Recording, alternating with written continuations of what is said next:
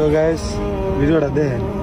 আলাইকুম দাদা ভাই, আসসালামু আলাইকুম। কেমন আছেন আপনি? আমার দাদা মানে আমার দাদা, আমার দাদা, আপনার দাদা মানে আমার ভাই, তোমার ভাই আমার নাতি। এই দাদা বলছে কিন্তু এবার ওরে বিয়ে করে দিয়ে যেতে বলছে। আল্লাহ আগে কেউ না, আমি বড় না, ছোট মানুষ। বর্ষাকালে আপনারা হাজার হাজার মানুষ আমাদের বাড়িতে আসছেন। আমার দাদারে হয়তো সবাই চিনেন।